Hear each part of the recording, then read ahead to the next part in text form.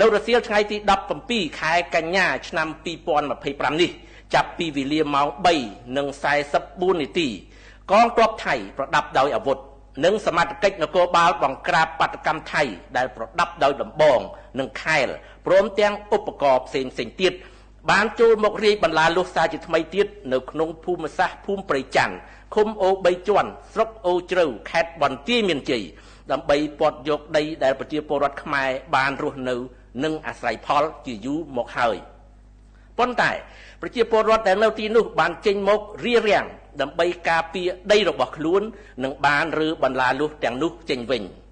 សមត្ថកិច្ចថៃបានបាញ់កាំភ្លើងគ្រាប់ជ័រនិងគ្រាប់បែកផ្សែងមកលើប្រជាពលរដ្ឋខ្មែរដែលធ្វើឲ្យពួកគេហៀរទឹកភ្នែកនិងបានប្រើប្រាស់ឧបករណ៍សម្លេងដែលធ្វើឲ្យប៉ះពាល់ទៅដល់ក្រដាស់ត្រចៀកនិងប្រព័ន្ធខួរក្បាលព្រមទាំងបានបង្កអំពើហិង្សាទៅលើប្រជាពលរដ្ឋខ្មែរដោយបានប្រើប្រាស់ឧបករណ៍បង្ក្រាបនិងបាញ់ជំពាមកៅស៊ូគ្រាប់ឃ្លី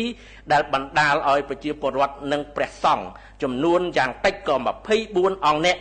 ដួលសន្លប់និងរងរបួសធ្ងន់និងស្រាលកងកម្លាំងនិងអាជ្ញាធរសមត្ថកិច្ចចម្រុះរបស់កម្ពុជា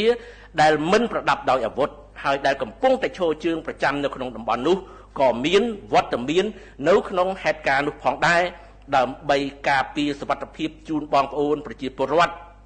ដោយបានបំពេញភារកិច្ចប្រកបដោយវិជ្ជាជីវៈនិងទទួលខុសត្រូវខ្ពស់ក្នុងការប្រកាន់ខ្ជាប់ខ្ជួនបំផុតនៅកិច្ចព្រមព្រៀងឈប់បាញ់ព្រមទាំងគោរពគោលការណ៍ដែលបានឯកភាពគ្នាក្នុងការដោះស្រាយបញ្ហាដោយសន្តិវិធីនិងត្រឹមត្រូវស្របតាមច្បាប់អន្តរជាតិ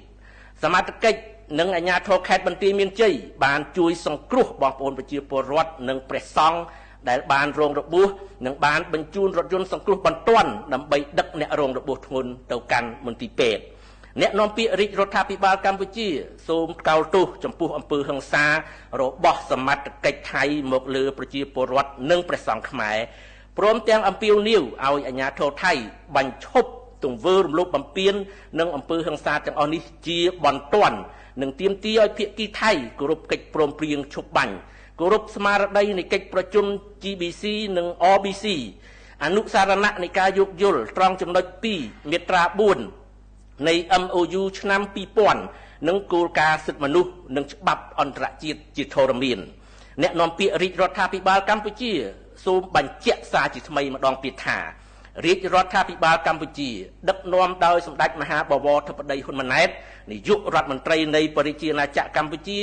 ប្រកាន់គោលជំហរច្បាស់លាស់ក្នុងការគោរពកិច្ចព្រមព្រៀងឈប់បាញ់និងដោះស្រាយបញ្ហាដោយសន្តិវិធីដោយឈរលើមូលដ្ឋាននៃកិច្ចព្រមព្រៀងទ្វេភាគីដែលមានជាធរមានព្រមទាំងអនុសញ្ញាសន្ធិសញ្ញានិងច្បាប់អន្តរជាតិនិងសូមអំពាវនាវដោយទទូចឲ្យភាគីថៃគោរពគោលការណ៍ទាំងអស់នេះដូចគ្នាដែរដើម្បីរក្សាបទឈប់បាញ់និងកាត់បន្ថយភាពតានតឹងក្នុងការប្រឈមមុខដាក់គ្នាដើម្បីបញ្ជៀសការប៉ះទង្គិចដែលនាំដល់ការផ្ទុះអាវុធសារជាថ្មីក្រុមការងារអ្នកនាំពាក្យនឹងបន្តជូនដំណឹងដល់បងប្អូនប្រជាពលរដ្ឋទាំងក្នុងនិងក្រៅប្រទេសក៏ដូចជាសហគមន៍អន្តរជាតិជ្រាបអំពីការវិវត្តនៃស្ថានភាពជាបន្តបន្ទាប់អាស្រ័យហេតុនេះសូមសាធារណជនមេត្តាជ្រាបជាព័ត៌មាន